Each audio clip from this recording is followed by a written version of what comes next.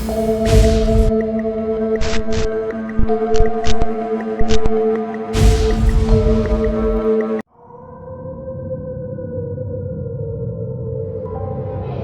was driving from Dallas to Tuscaloosa.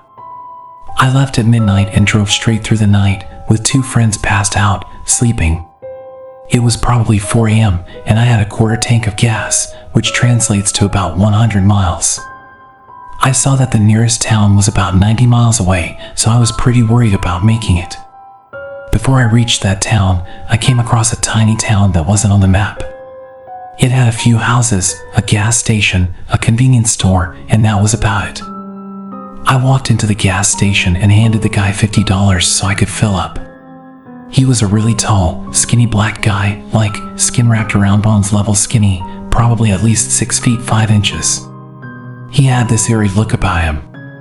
He stared at me, leaned over the counter, skinned the outside, then looked back at me. Slowly, he handed me my $50 back and a hat. "Look," he said in a low voice, "you seem like a nice young fella. You don't want to be out here at this time of night, looking like that. Put the hat on. Get to your car quickly. Get gas at the next town."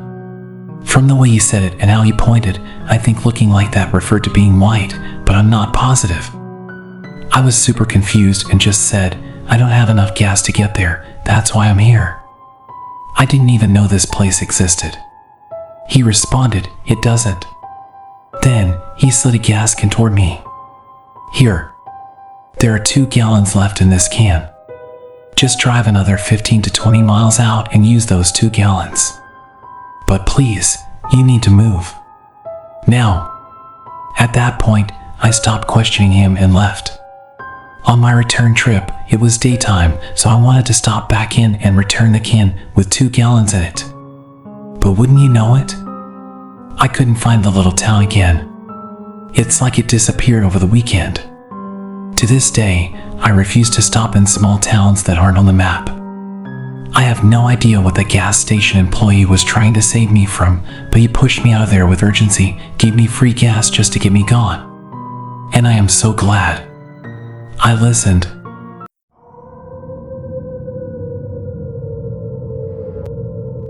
Many years ago, my family and I moved from California to Nebraska. I was still a young kid, probably 5 or 6 years old. We were driving through Nevada shortly after Las Vegas when we needed to stop and fuel up. We pulled into one of those old school gas stations, the kind that rings when you pull up to the pump. I don't remember much, but my dad told me it looked normal. He got out to stretch while my mom went inside to pay for gas. That's when things got weird. My mom said that when she walked in, the gas station had quite a few people inside, despite us being the only car there. When she walked up to the counter to pay, everyone turned to her.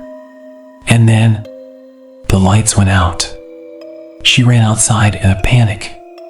My dad, who had seen everything, grabbed her and helped her into the car. We sped off down the interstate, not caring whether we ran out of gas or not.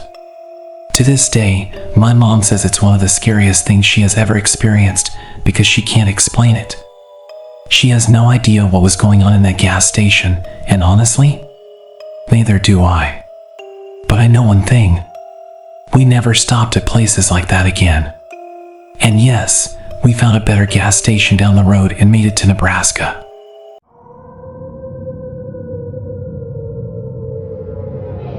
I was relocating across Texas and, as I normally do, was driving through the night to skip traffic, plus, it's more serene that way. I was heading northwest, straight through central Texas, watching the hill country fade into the desert under the full moon. It was beautiful. But then, things got weird. My wife and I were running low on gas. Luckily, we were pulling into a tiny no-name town, and just ahead, an old gas station appeared around the bend. It was about 2 a.m. Now, this town had only one road, and the station sat right at the edge, like a last stop before nothingness. When I say old, I mean old. No card reader.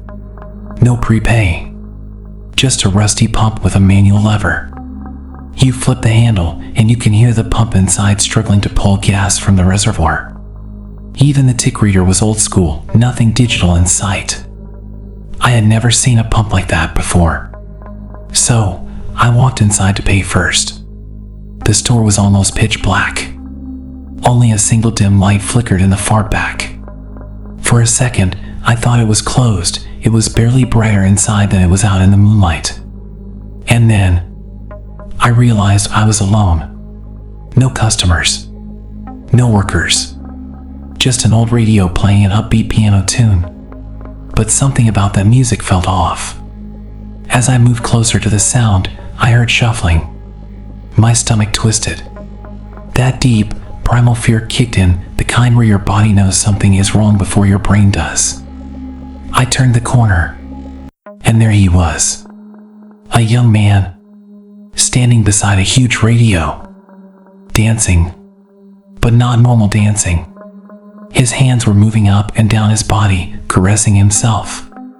His eyes were closed, his face frozen in bliss. He moved slowly, completely out of sync with the ragtime tune playing from the radio.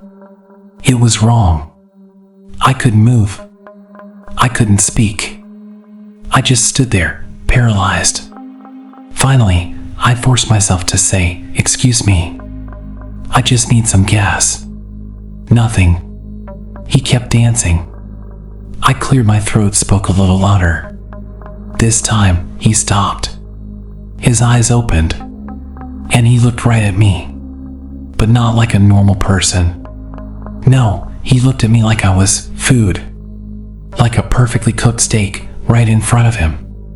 Slowly, he walked to the register, never breaking eye contact. He didn't say a word. Just $20, please," I said, trying to keep my voice steady. Still, silence. He just stood there behind the register, not moving, not reacting. I hesitated, then placed the cash on the counter and backed away. Maybe he was embarrassed I caught him dancing? Maybe he didn't speak English?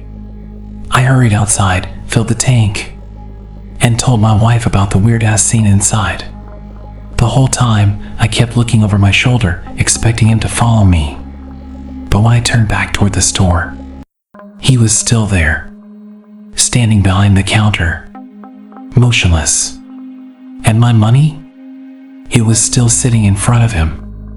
It was like, the moment I left, he just shut off. That was creepy enough. But then, a few months later, I was driving back through Texas and decided to stop by the station in daylight just to see if it was as weird as I remembered. We pulled into the tiny town, and the gas station was gone.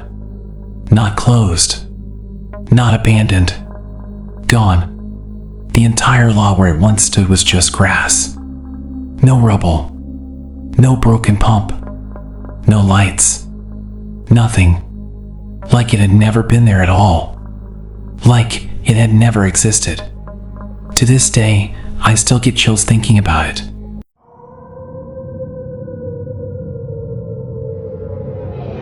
There is a town near me in Pittsburgh that I'll never forget.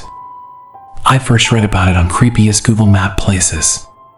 A man in Canada decided to drive until the highway stopped sometime in the past couple of years. I believe he started in Winnipeg and kept going northwest until he ran out of road. About 1 to 2 hours before he reached the end, he noticed something strange. A lot of cars, 30 to 35 of them, were parked off the side of the road. Old cars. 50s, maybe 60s models. And yet, there wasn't a single gas station or store nearby. No houses. No signs of life for miles. Just the cars. And beyond them, in the distance, a cavern entrance. A faint glow flickered from within. Then, he saw them. A group of people, all dressed in black, silently walking into the cavern. No signs. No markers. No explanation. He tried searching for the location later, scouring Google Maps for any trace of it. Nothing. It was like the place never existed. He posted about his experience a year ago, but that trip had happened even further back. I tried reaching out to him, wanted to get any landmarks, any details that could help me research it myself. But he said he couldn't remember. That place still haunts me. It lingers in my mind, an air of mystery hanging over it. Why was it undocumented? Who were those people? And more importantly, what was inside that cave?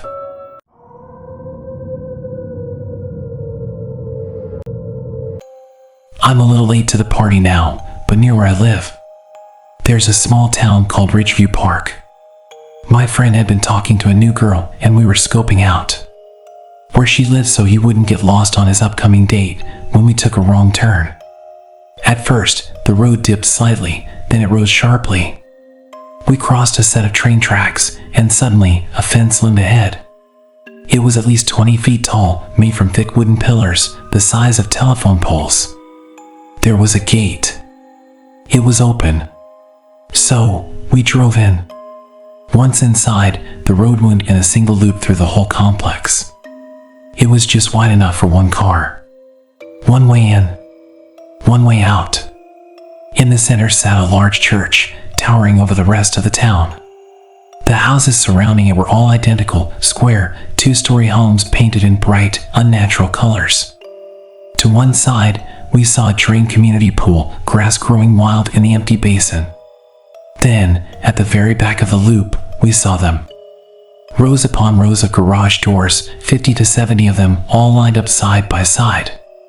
But here's the thing. No house appeared to have its own garage. The whole town was eerily silent. Yet, as we drove past, people stepped outside. They just stood there, watching us. The loop wasn't too large, so eventually we circled back toward the gate.